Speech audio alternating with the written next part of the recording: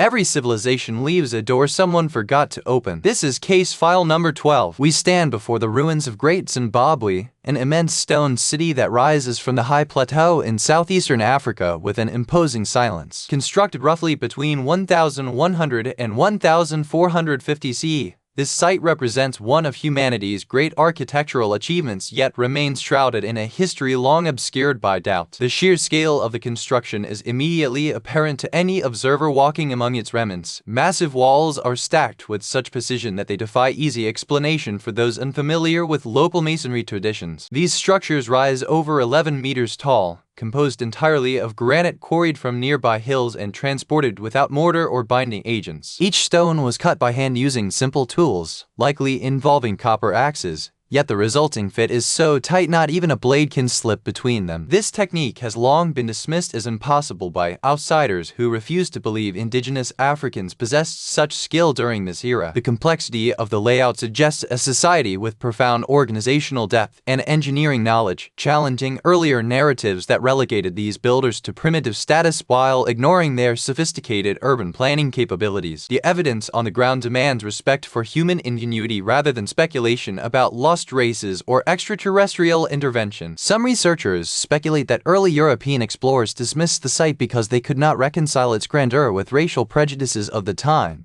leading them to attribute it instead to Phoenicians or ancient Egyptians visiting from afar. Modern scholarship has since corrected this record, confirming African agency in every step of this monumental project. The stones themselves tell a story of resilience and achievement that transcends mere myth, inviting us finally to acknowledge the true hands that shaped this landscape centuries ago without needing fantastical explanations to fill the gaps. Walk through the great enclosure and you will immediately feel the weight of history pressing against your shoulders. Here stands a wall rising over 12 meters high from granite blocks that have been shaped by human hands with a precision that defies modern expectations.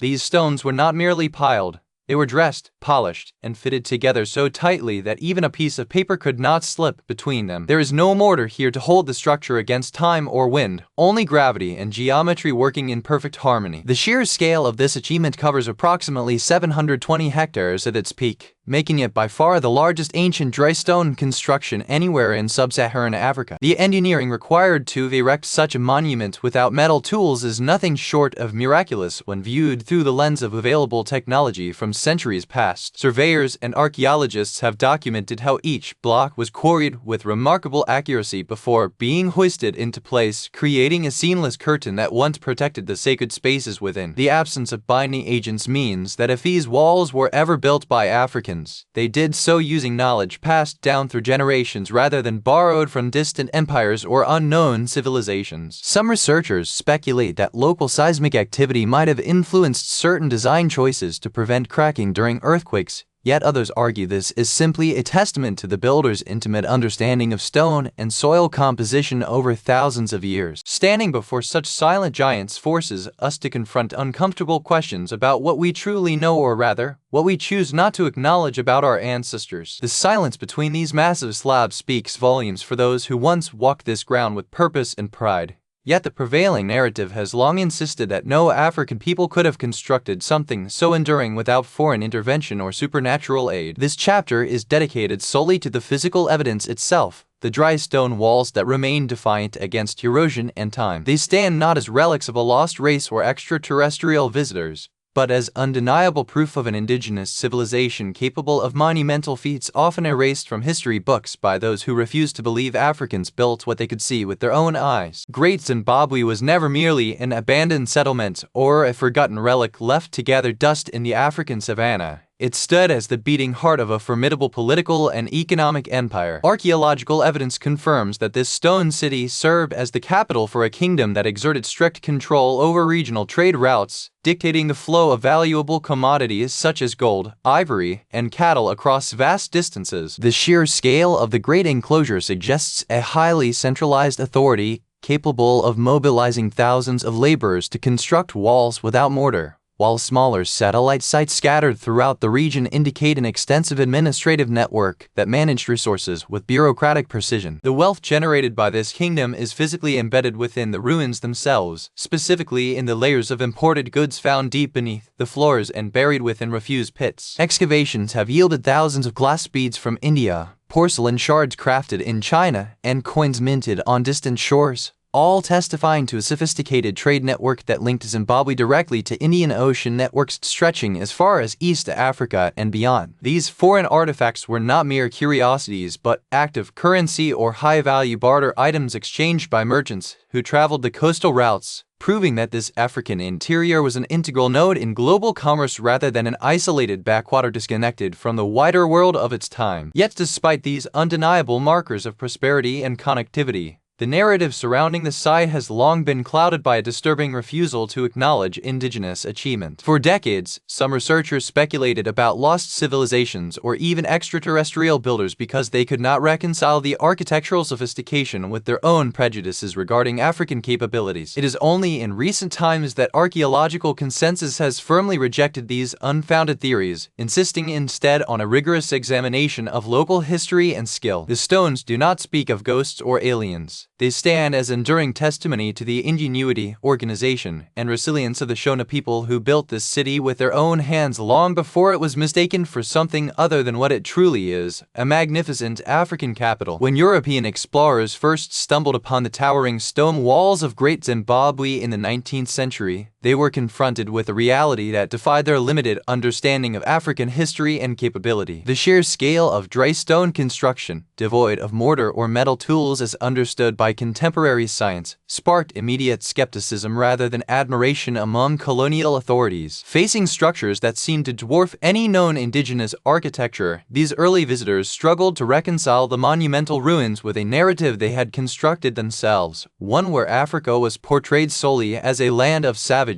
incapable of great engineering feats. To resolve this cognitive dissonance, many expeditions and colonial reports explicitly denied local African involvement in the site's creation. Instead, various theories emerged suggesting that Phoenicians from ancient times or Arab traders during earlier centuries must have been responsible for such masterful masonry. Some accounts even attributed the ruins to a lost white race, an idea fueled by racial prejudices prevalent at the time and designed to distance European civilization from any association with African achievement. These claims served not merely as historical speculation but as a deliberate mechanism of denial, effectively erasing centuries of Shona heritage and labor from the official record while elevating foreign origins regardless of lack of evidence. Archaeological investigation has since systematically dismantled these fabricated narratives through rigorous dating methods and cultural analysis that point unequivocally to local ancestors. Radiocarbon dating of charcoal samples found within the Great Enclosure dates occupation layers firmly to between 1300 and 1500 years ago, a period coinciding with established Shona kingdoms in southern Africa. Furthermore, artifacts recovered from strata matching these timelines include beads, pottery shards, and copper items clearly linked to known trade networks involving local populations rather than distant Mediterranean or Arabian civilizations. The historical record now confirms that the builders were indeed the ancestors of today's Zimbabweans, proving that the refusal to believe was not a misunderstanding but an intentional act rooted in colonial arrogance. The silence that once echoed through these colossal halls was likely first born of a slow strangulation rather than sudden catastrophe. As the population swelled to support such an architectural ambition, the delicate balance between human need and environmental capacity began to fracture. Archaeological evidence suggests that intensive farming practices over centuries stripped the soil of its vital nutrients around Great Zimbabwe, rendering once fertile fields barren and forcing inhabitants to search for new ground far from home. Simultaneously, dense forests were cleared without regard for regeneration, leading to erosion and a loss of timber essential for construction and fuel. Some researchers speculate that this ecological overshoot created an internal collapse where the city literally starved its own people, turning neighbors against one another as resources dwindled into scarcity. Beyond the immediate environmental strain lay the shifting tides of global commerce that ultimately severed the lifeline sustaining the metropolis. For generations, Great Zimbabwe thrived because it sat at the heart of a lucrative gold trade network connecting local miners to coastal traders and beyond. However, by the mid-15th century, regional political dynamics change. Rival powers in the north began controlling these critical routes, redirecting wealth away from this southern stronghold. Without its primary economic engine, the massive administrative center lost its purpose overnight. The rulers who once commanded vast armies with golden hand found themselves powerless against a new geopolitical reality that rendered their grand palaces economically irrelevant and politically vulnerable to local conflicts over dwindling assets. There is no single stone tablet or written record left behind to declare exactly which blow proved fatal, as history rarely offers such neat conclusions. Scholars generally agree today that the decline was likely a complex interplay of these factors rather than one isolated event causing immediate ruin. Whether it was the final drought breaking an already fragile ecosystem, the sudden rerouting of trade caravans, or both conspiring together remains open to debate among experts studying the site. Whatever the precise combination of causes, the great city stood empty by 1450, its people dispersed into smaller settlements that would eventually fade from historical view for centuries until European explorers stumbled upon their abandoned ruins and refused to believe Africans could have built them at all. Deep within the shadowed corridors of Great Zimbabwe's ruins lies a collection that defies simple explanation. 8 carved birds made from dense soapstone. Discovered during early excavations, these figures were likely deposited in specific chambers to honor ancestors or deities central to Shona cosmology, their smooth surfaces worn by centuries of ritual reverence rather than erosion. The craftsmanship required to hollow out and shape such intricate forms with primitive tools speaks to a sophisticated artistic tradition that modern observers initially struggled to comprehend without external influence. The tragedy of these artifacts intensified when colonial expeditions arrived, unable or unwilling to accept indigenous authorship for the structures they surveyed. Several of the delicate sculptures were removed from their sacred contexts and shipped abroad as exotic curiosities, becoming private treasures in museums across Europe and America rather than being preserved on the soil that nurtured them. This looting severed a spiritual lineage, leaving behind empty niches where the stone birds once stood guard over the royal court, a physical absence that mirrored the cultural erasure attempted by foreign powers of that era. Decades later, diplomatic efforts began to reverse this theft through partial repatriation agreements.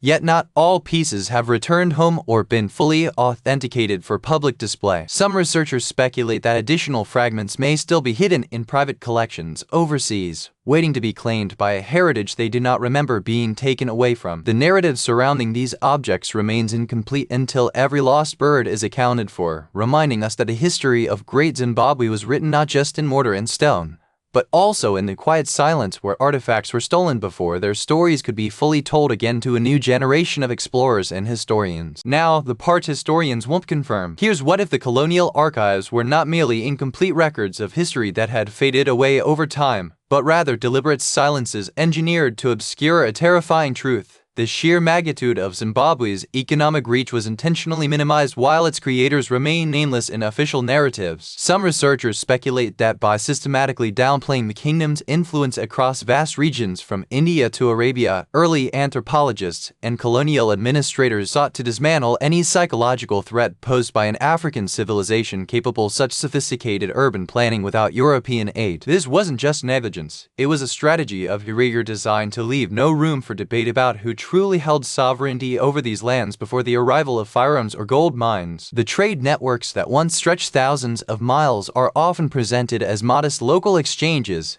yet archaeological evidence suggests a complexity that refuses this simplified explanation. If we follow the trail of copper ingots and glazed beads found in distant regions, it paints a picture of an economy so integrated into global pre-colonial commerce that ignoring its full scale feels like looking at a vast ocean through a keyhole. The implication is chilling.